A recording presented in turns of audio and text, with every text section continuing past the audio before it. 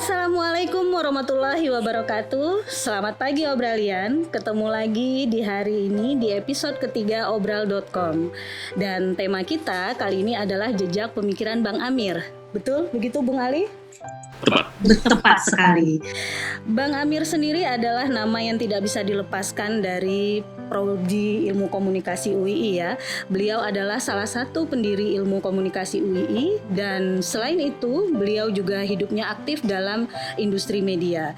Gimana kalau supaya kita lebih enak ngobrolnya, kita undang orang-orang terdekatnya Bang Amir? Betul sekali, karena Bang Amir tidak cukup dalam satu definisi. Betul Bang Amir sekali. sangat multi definisi. Dia Iya. menjadi seorang intelektual, seorang aktivis, seorang pengusaha, akademisi. Banyak sekali label Iya, yang betul. tersemat pada Bang Amir. Iya betul. Oke Obralian, kita akan mengundang sosok-sosok terdekat dari Bang Amir. Sudah hadir bersama kita di studio ada Bang Anang atau Pak Anang atau Mas Anang nih. Jangan sampai salah nih sama Kade nih. Kayaknya kita perlu mewarisi spirit Bang Amir yang egaliter. Sehingga Bang Amir, setahu saya selalu dipanggil Bang Amir. Oke, sudah hadir bersama kita di sini ada Bang Anang Hermawan ya yang sudah hadir di studio bersama kita. Selamat pagi Bang Anang, apa Selamat kabar? Pagi Bang Ali dan Bang Loh, saya jadi ikutan Bang dong ya. Bang Abang ya. Saya jadi ikutan Bang. iya Mbak Kakak Mutia, boleh, kakak ya. boleh. Kak Mutia, Iya. Kak Mumut, Ya, Kak apa Mutia, kabar dan Pak Anang? Alhamdulillah Sepertinya sehat. segar sekali. Iya, hari ini lumayan. Tadi gerimis, panas Iya, gerimis. nggak panas gerimis. Lagi Jumat pagi, Iya. pokoknya. Kita juga akan menyapa tokoh atau narasumber kita yang pembicara kita yang bisa bercerita juga tentang Bang Amir. Sudah hadir juga bersama kita di ujung sana secara online ada Bang Pujirianto. Bisa mendengarkan kami Bang Pujirianto? Alhamdulillah bisa saya dengarkan dengan baik. Alhamdulillah. Selamat siang, Pak Mutia, Bang Ali, Bang Anang. Iya. Halo Bang Puji. Selalu sehat Sehat. dan terus bisa menjaga akal sehat di tengah pandemi. Iya, Benar terus sekali. menjaga akal sehat di tengah pandemi. Tagline siang hari ini menjaga akal sehat Menjaga di akal tengah sehat. Dan pandemi saya jaga kira- semangat ya. dan tetap semangat. Dan saya kira Bang Amir mewariskan banyak sekali Betul. bagaimana cara kita berpikir dengan akal sehat. Iya. Nah, jadi hari ini kita akan ngobrol-ngobrol panjang karena obrolan ini sebagai salah satu rangkaian agenda Prodi Ilmu Komunikasi untuk membuat Amir Effendi Siregar Corner. Begitu ya, Bang Benar- Ali benar ya. sekali. Nah, kita perlu banyak menggali dan berbagi cerita tentang sosok pendiri program studi Ilmu Komunikasi UI ini. Sudah hadir bersama kita ada Bang Anang dan Bang Pujirianto.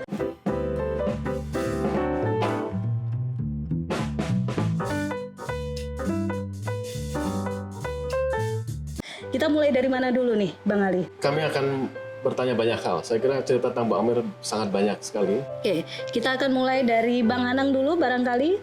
Saya perlu Boleh. memperkenalkan juga, Bang Anang ini juga salah satu sosok yang mendirikan program studi ilmu komunikasi juga.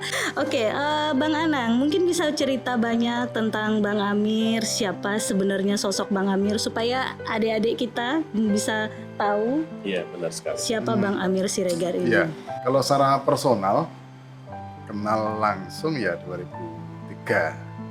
Jadi, tapi sebelumnya udah banyak tahu kita. Jadi tahun 95 kita sudah tahu. Jadi waktu saya kuliah di UGM itu 95, 96 itu kan Bang Amir posisinya masih mengajar di UGM. Oke. Ya, kita lihat sosok kijang warna gelap itu terus tanya sama senior angkatan 90-an. Siapa sih?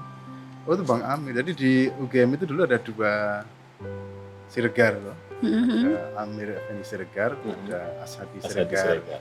Nah, melekatlah nama itu, nama Bang Amir. Oke. Tapi belum sempat diajar tahun itu. Kemudian tahun 2003 selepas saya menyelesaikan studi sarjana itu di Semarang, itu kami itu direkrut untuk mendirikan prodi ilmu komunikasi. Oke. 93, pertengahan 93 kita direkrut. Itu yang nguji malah Bang Amir. Jadi kebetulan oke. Bang Amir ini dulu pernah kuliah di UII. Jadi Bang Amir ini kan calon sarjana teknik sipil UII. Oke. Angkatan Jadi tetap berapa ada ya? ininya ya. Iya, tetap. beliau secara institusional, secara pribadi beliau kan kuliah di UII di jurusan teknik sipil. Seangkatan dengan Pak Rektor UII tahun 2004 waktu itu Pak Lutfi Hasan. Makanya kalau manggil Pak Lutfi Hasan, Pak Rektor itu manggil nama aja. Manggil nama ya Gitu. Pak ya. Lut, gitu. Terus kalau manggil Bang Amir, Pak Lutfi kalau manggil Bang Amir ya Mir. Gitu. Bahkan manggil rektor, manggil Rek 1 ya, Pak Marbun, dosen hukum, Pak Dr. Marbun. Itu kalau Bang Amir manggilnya Bang. Oke. Bang Marbun manggilnya Bang Amir, Bang. Gitu. Tapi kalau Bang Amir manggil Pak Marbun itu Bun gitu. Bun. Serius iya. Jadi saking dekatnya ya Pak ya. karena mungkin ini soal wibawa ya, jadi wibawa. Di samping mungkin usia jelas terpaut. Enggak lama sih, mungkin enggak banyak terpautnya dengan Bang Marbun, tapi soal wibawa Bang Amir. Jadi kami 2003, saya dan Mas Ading itu direkrut 2003. Itu yang nguji Bang Amir. Jadi karena Bang Amir mungkin tahun 2000-an sudah punya ide untuk membuat program studi prodi ilmu komunikasi di UI. UI kan belum punya fakultas sosial politik, prodi ilmu sosial gitu. Lantas karena pertemanan dengan Pak Lutfi itu, rektor, terus digagas. Tapi seriusnya baru tahun 2003 direkrut itu Bang Ali. Jadi kita direkrut 6 orang dan Bang Amir masuk dalam tim interviewer saat itu dengan Pak Rektor. Nah, kami di wawancara oleh Bang Amir sendiri. Jadi agak lucu sebetulnya karena beliau kemudian menjadi tim perekrut sekaligus nanti menjadi dosen tetap di situ. Jadi awalnya kita direkrut oleh diuji oleh beliau, ini jadi kolega sekaligus. Itu 2003 ya. Lantas 2004 kita prodi komunikasi kan izinnya turun tuh. Izin turun 2004. Juni 2004. Kak Mutia ini mahasiswa angkatan pertama ya. Kak Mutia. Jadi Mutia ini mahasiswa angkatan pertama. Nah, bersama satu kelas waktu itu. Nah, 37 mahasiswa. Iya, 40 mahasiswa. Kemudian satunya mengundurkan diri, tinggal 39. Alhamdulillah lulus semua.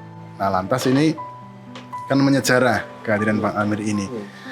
Jadi 2004 itu cikal bakal prodi komunikasi UI sampai sekarang. Itu Bang Amir saya salah satu tokoh yang membidani pendirian prodi itu. Nah, saya, Pak Mas Tuki, Mas Ading itu yang menjadi roda penggerak, beliau itu ya yang inisiator lah ya, inisiatornya. Karena beliau kan selain mengajar secara rutin di UII, beliau juga waktu itu masih mengajar juga sebagai dosen tamu di UGM, dan juga beliau itu harus aktif di Jakarta sebagai pebisnis ya, sebagai pebisnis media, sebagai direktur, pemilik, ada komisaris gitu di harian Warta Ekonomi, mingguan Warta Ekonomi, majalah Warta Ekonomi, sekaligus beliau juga menjadi salah satu komisaris di Indosiar, sehingga belum lagi konsultan di DPR gitu kan, konsultan.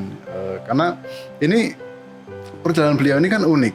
Beliau mungkin bisa dilihat sebagai pebisnis ya, sebagai aktivis iya, sebagai akademisi iya. Kalau perjumpaan saya secara personal di UII ya beliau itu sebagai akademisi dominan. Artinya beliau ikut rapat-rapat, beliau ikut menginisiasi hadirnya konsentrasi pokoknya pematangan kurikulum lah gitu lah di ilmu komunikasi UII. Karena waktu itu beliau punya mimpi bahwa komunikasi UII itu bisa menjadi salah satu pelopor dalam bidang manajemen media. Ya, karena beliau kan melihat bahwa ini penglihatan beliau di Jakarta ya, di ibu kota itu beliau melihat secara nasional gitu nggak ada ini program studi komunikasi yang menyelenggarakan pendidikan spesifik konsentrasi gitu ya, manajemen media. Dan satu-satunya program studi ilmu komunikasi akhirnya UI beliau ya, Pak, dalam pengembangannya ya. konteks pengembangan akademik itu persis. Beliau kemudian menggagas konsentrasi manajemen media. Satu-satunya di Indonesia. Satu-satunya di Indonesia. Unik ya, jadi profil Bang Amir ini, beliau adalah profil pelaku sekaligus kreator gagasan akademik gitu. Sekaligus juga aktivis penggerak. Ya, aktif karena beliau kan bergiat di dunia aktivisme sosial juga di Jakarta. Kita lihat misalnya sejarah pergerakan migran beliau ya. Nanti mungkin ada teman-teman yang punya banyak pengalaman lain, tapi saya melihatnya begini. Bang Amir ini kan bergerak di Jakarta sebagai waktu itu Sekjen SPS ya, Serikat Penerbit Surat Kabar. Kemudian beliau juga menjadi anggota Dewan Pers, gitu. Artinya beliau banyak berkutat di dunia gerakan sosial, gitu. Tapi sebagai pemilik bisnis media, beliau juga punya pengalaman panjang. Beliau menerbitkan majalah Warta Ekonomi yang itu punya akun yang sangat kuat. Kalau di majalah Warta Ekonomi kan ini hampir bisa dikatakan sejajar ya, dengan SWA, gitu ya, SWA. Jadi majalah nggak banyak kan majalah populer yang membidik khusus ekonomi. Kalau ada sih tabloid dulu Kontan gitu ya. Tapi kalau majalah yang secara khusus membidik warta isu-isu ekonomi ya Bang Amir, Warta Ekonomi. Dan beliau juga mendirikan Warta Bisnis, masalah Warta Bisnis dikomandani oleh temannya, tapi beliau menjadi salah satu pemegang sahamnya. Kemudian beliau juga dipercaya sebagai komisaris independen di Indosiar. Jadi kalau komisaris independen kan posisinya bukan sebagai pemilik saham, tetapi sebagai orang luar yang di-hire, yang direkrut untuk menjadi penyeimbang antara para pemilik saham ini. Maka beliau menerima itu jabatan sebagai komisaris independen beberapa tahun di Indosiar. Sampai kemudian suatu waktu saya dengar karena isu ideologis, maka beliau milih mundur dari Indosiar sebagai komisaris itu. Karena nggak cocok katanya dengan gagasan beliau perihal kebebasan pers dan media. Nah ini yang kemudian perlu kita garis bawahi, gagasan beliau itu. Jadi baju beliau di beberapa lapis itu ya, sebagai aktivis, sebagai pebisnis, sebagai akademisi, itu kan itu melekat kuat gitu. Tapi basis paradigmatiknya beliau itu kan idealis gitu, sehingga beliau ingin beliau punya mimpi gitu bahwa Indonesia itu demokratis gitu medianya. Dia berharap sekali itu, maka diwujudkan secara akademis dengan membentuk konsentrasi manajemen media. Karena nggak banyak kan prodi komunikasi yang berkutat di bidang itu. Beliau mikirnya begini, kalau di Indonesia itu banyak pelaku bisnis media itu yang tidak berasal dari alumni komunikasi gitu. Kenapa? Iya, sementara bisnis media itu spesifik. Dia tidak bisa diandaikan seperti perusahaan yang orientasinya profit melulu. Gitu. Kenapa? Karena dia pakai ruang publik. Gitu. Apalagi bisnis industri broadcasting. Itu dibutuhkan keterampilan manajerial seperti orang ekonomi, tapi juga sense sosiopolitik, polek sosbud gitu ya, yang itu hanya bisa dimiliki oleh orang komunikasi. Maka dia ingin menggarap itu sebagai satu garapan akademik, maka beliau menghadirkan konsentrasi itu, konsentrasi manajemen media. Jadi menggabungkan keterampilan ekonomi, manajerial gitu ya, manajemen dengan keterampilan sosial politik. Jadi dunia akademik dan dunia praksisnya itu dicoba digabungkan. Nah itu cita-cita beliau. Nah 2004 ya sampai akhir hayat kan beliau masih mengajar sampai 2018 itu. Intensifnya ya sekitar 10 tahunan gitu. gitu. Jadi sejak 2004 sampai dengan 2014 beliau 2014. intensif karena di akhir-akhir masa hayat beliau kan beliau sudah mulai menurun kesehatannya, apalagi di 2 tahun terakhir kan beliau terkena kanker otak itu kan. Iya. Jadi ya Allah mengendaki beliau tutup usia pada tahun 2018 di usia kepala 60 kan, jadi 60 sekian gitu. Saya kira ini pribadi yang unik gitu. Iya. Sebagai akademisi, saya menjumpai beliau orang yang sangat idealis gitu. Iya. Karena beliau itu memperjuangkan bagaimana dunia pers ya, terutama broadcasting itu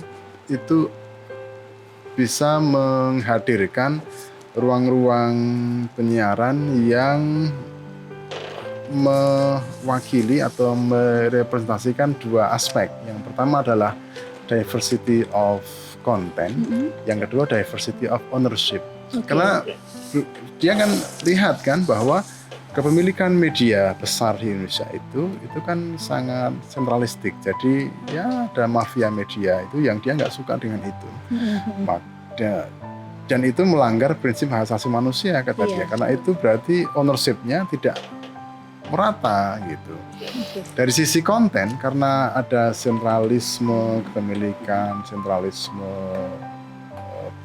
usaha itu, maka pasti mempengaruhi kinerja konten. Oleh karena itu dia setiap saat itu selalu menghembuskan isu itu. Bagaimana agar media kita, media besar, terutama yang broadcasting, radio, TV, itu betul-betul bisa merepresentasikan diversity, keberagaman konten dan keberagaman kepemilikan.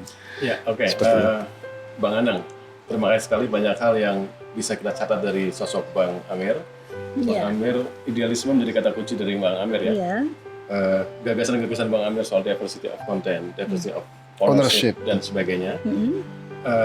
Kita juga akan menyapa Bang Puji. Iya. Bang Puji saya kira punya kedekatan juga secara emosional, secara personal gitu juga, termasuk sebagai anak. Kalau saya anak ideologis, kalau Bang Puji kemarin apa istilah kita Bang nanti Ali? Bang Puji mungkin akan menjelaskan ya.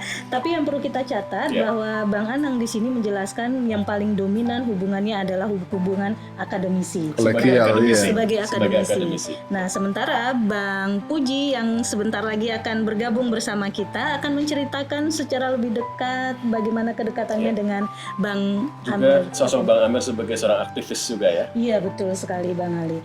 Halo Bang Puji. Ya. Iya, masih semangat ya Bang Puji ya? Alhamdulillah, insya Allah. Alhamdulillah. Boleh dong Bang diceritakan sedikit bagaimana kedekatan Bang Puji dengan Bang Amir selama hayatnya Bang Amir? Ya baik, terima kasih tadi Pak Bang Anang sudah bercerita banyak hal, saya hanya menekankan beberapa dimensi yang pokok saja yang saya anggap penting dan perlu ditekankan. Pertama kali saya ketemu Bang Amir itu saya agak lupa, mungkin sekitar tahun 98 kalau nggak 99 ya, waktu mengambil mata kuliah manajemen media massa. Oke. Ya seperti kesan sebagian banyak orang yang waktu itu terutama di Gajah Mada, tidak banyak dosen yang punya latar belakang praktisi dan sekaligus akademis. Nah kebetulan Bang Amir itu punya latar belakang ambil master di IW dan kemudian juga di bidang komunikasi massa dan kemudian menjadi waktu itu kalau tidak salah penuntut umum Warta Ekonomi, sehingga punya latar belakang seperti itu. Di tengah keluhan banyak teman misalnya bahwa kuliah kami di ilmu komunikasi di program studi komunikasi itu sangat teoritik, sehingga kehadiran beliau itu menjadi semacam oase ya di tengah kurangnya dosen. Nah sehingga kuliah-kuliah beliau itu selalu dihadiri oleh banyak mahasiswa.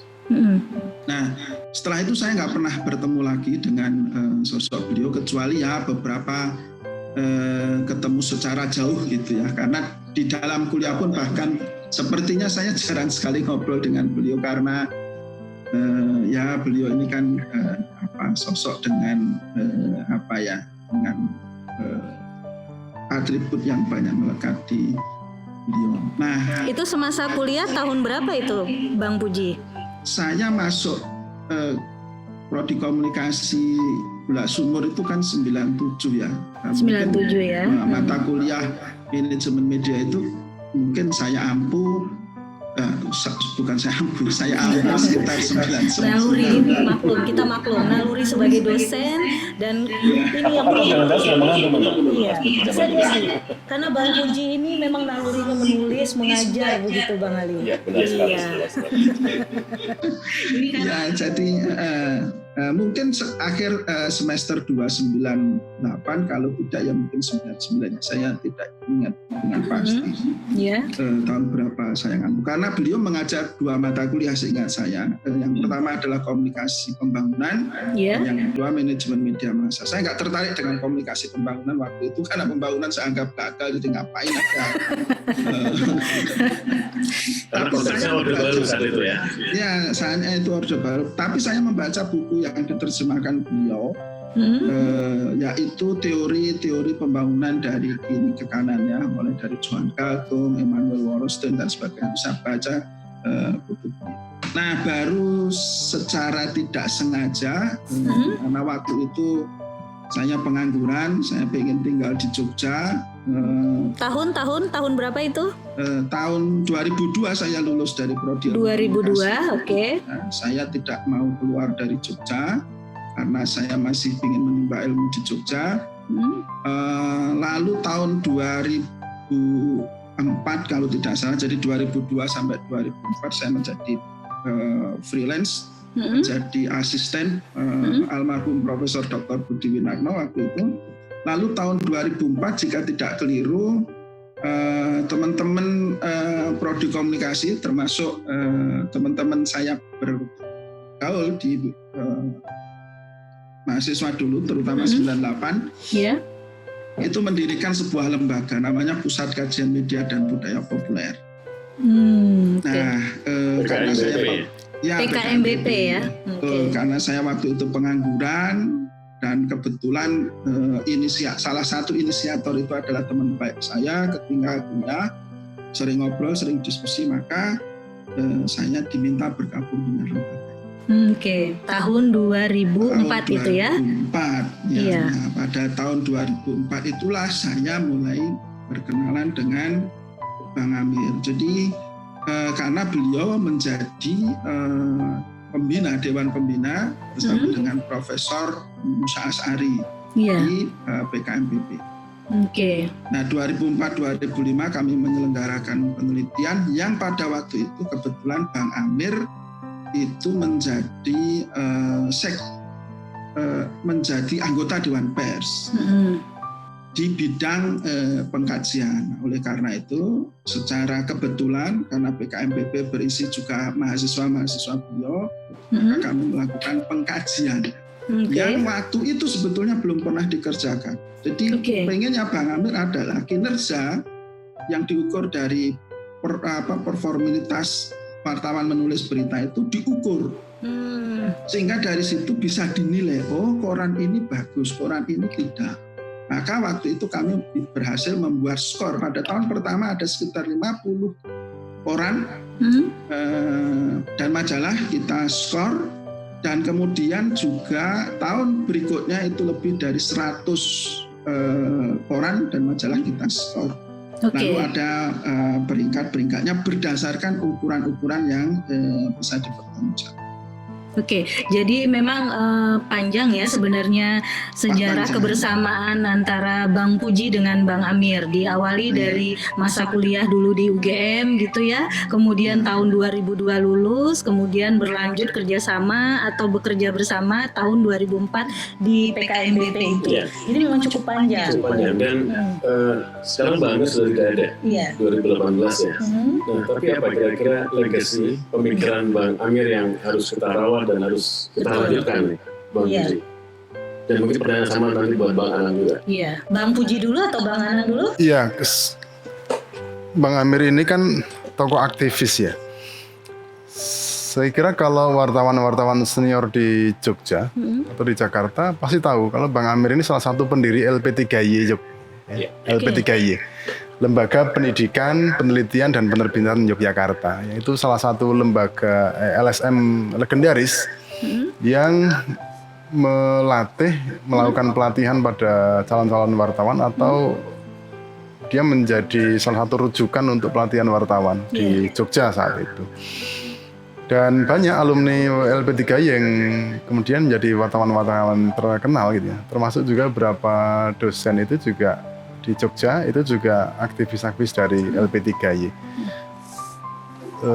Yang nggak banyak tahu barangkali siapa pendirinya. Itu Bang Amir, ada Bang Amir, kemudian ada Pak Fadil Muhammad, gitu, ada Pak Musa As'ari yang terakhir bergiat di Puspa ya. Iya. Itu dosen UIN. Kemudian Daniel Dakide di Kompas apa ya? Nah itu pendiri LP3Y. Nah kemudian selain LP3Y di tahun 2000-an itu beliau mendirikan juga PKMBP itu yang tadi disebutkan Bang Puji ya. Mas Puji menjadi bagian dari sana kan. Kemudian Bang Amir juga menjadi salah satu inisiator dari PR2 Media. Itu. Jadi sebetulnya hidup Bang Amir ini memang banyak di bidang gerakan, gitu ya. Jadi multiguna ya, multi talenta ya. Ya penggerak ya, kemudian pebisnis jelas ya, karena pemilik majalah Warta Ekonomi. Sebagai dosen, sebagai akademisi beliau juga seorang perenung dan penulis. Banyak makalah-makalah beliau dan juga karya-karya beliau yang diseminarkan di seminar-seminar internasional maupun juga dibukukan. Gitu. Sehingga sebagai akademisi itu saya kira nama Bang Amir di dunia pers dan penyiaran itu dikenal gitu. Sangat dikenal. Sangat dikenal ya. Nah, artinya banyak sekali gagasan Bang Amir yang sebenarnya sudah banyak tersebar di buku-buku dan banyak sekali publikasi. Iya, artinya beliau itu memiliki legasi gitu ya, punya warisan yang saya kira patutlah, perlu saya kira untuk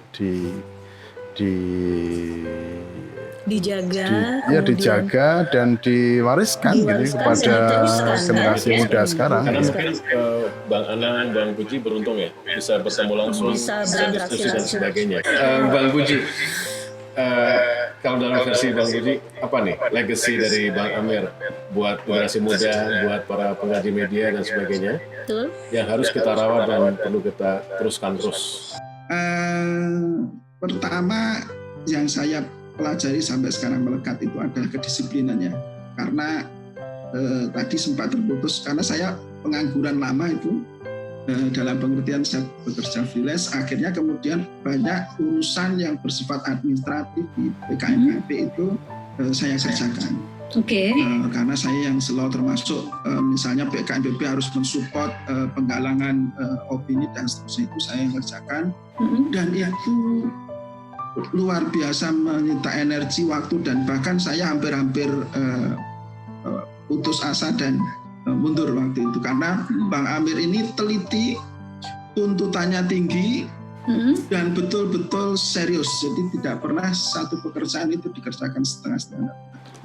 Jadi begitu beliau menetapkan ini dikerjakan, maka dikerjakan betul sebaik-baiknya. Tetapi sembodo itu artinya beliau akan mendampingi betul. Jadi surat itu bisa dikoreksi 3-4 kali oleh beliau dan saya harus balik berkali-kali. Dan itu sangat berkesan ya, Bang Puji ya? Ya, bagi saya kalau itu mau ditinggal, mau dianggap sebagai legacy, bagi saya adalah itu pelajaran yang paling berharga, bahwa kita harus mengerjakan sesuatu itu dengan serius. Ya. Kedisiplinan, teliti, serius itu ya. Betul, jadi telitinya luar biasa. Yang kedua, kedisiplinan itu. Mbak Amir itu selalu kalau mau apa-apa prepare. Jadi kalau kita mau ke DPR itu, ya, untuk menyampaikan hasil penelitian, untuk membuka diskusi dan sebagainya, malam itu saya di brief. Lalu ditanya seluruh persiapan itu apakah sudah siap atau belum. Nah, kalau belum, nanti beliau akan terus monitor sampai jam 12 malam. Tetapi beliau juga seorang yang sangat perhatian kepada anak buah, kepada anak didiknya gitu, luar biasa ya. Ada satu peristiwa yang membuat saya sangat sangat tersanjung mungkin ya, atau mungkin sangat berterima kasih bisa dekat dengan beliau. Pernah suatu waktu kami sama-sama konferensi di Padang dalam rangka ISGI. Nah, tengah malam kira-kira tahun berapa itu Bang Puji? Kalau tidak keliru tahun 2014 kalau nggak 2016, saya lupa pasti di Padang. Nah, tengah malam sekitar jam 12, setengah 12 itu saya terbangun dan menggigil kedinginan. Saya tidak tahu apa sebabnya, tapi saya menggigil kedinginan luar biasa. Gitu. Lalu saya telepon bagian resepsionis, saya tanya nomornya Mbak Yayu waktu itu. Mas, tolong saya ada teman namanya Mbak Yayu, nomor berapakah? Saya minta tolong karena saya kedinginan. Jadi lalu datanglah Mbak Yayu. Tapi Mbak Yayu datang itu sekaligus juga ada Bang Amir. Nah, lalu kemudian saya diberi minyak kayu putih, digosok dan seterusnya, kemudian saya pulih. Nah, lalu beberapa waktu kemudian Bang Amir telepon, gimana, Ci? Ya, panggilannya Ji ini ya, Bang Puji ya. Betul. Ya, itu sampai anak saya yang sayangan ya. Dua itu sering mengolok-olok itu. Bisa saya ganggu, Dek? Itu hampir setiap pagi teleponnya begitu ke saya. Bisa saya ganggu, Dek? Ya Bang, gimana Bang? Nah, dan itu menjadi membekas sekali ya Bang Ali ya, bagi Bang Puji ya. Iya betul, si Abi itu hafal betul itu logatnya. Nah, jadi ya sudah kalau begitu. Jadi aku bisa tidur dengan tenang ya sekarang. Bagaimana dia perhatian. Lalu kalau anak saya sakit panas, istri saya tidak enak badan, dan kemudian saya ditanya kabarnya, saya cerita gitu. Nah, besoknya dia akan bertanya, bagaimana anak Uji, mana keluarga kau? Baik Bang, alhamdulillah sudah baik kan. Itu yang paling penting. Nah, jadi tidak hanya urusan dengan Bang Puji, tapi sekeluarga itu ditanya ya Bang Puji ya. Betul. Jadi beliau memang keras dalam hal urusan pekerjaan, urusan dunia aktivis, tetapi sebagai manusia dia sangat perhatian. Nah, ini nih Bang Puji, kata kuncinya, sebagai sesama manusia sangat perhatian. Bisa nggak Bang Puji ceritakan sedikit momen-momen terakhir sebelum Bang Amir berpulang, kemudian apa yang paling berkesan dan yang paling diingat oleh Bang Puji?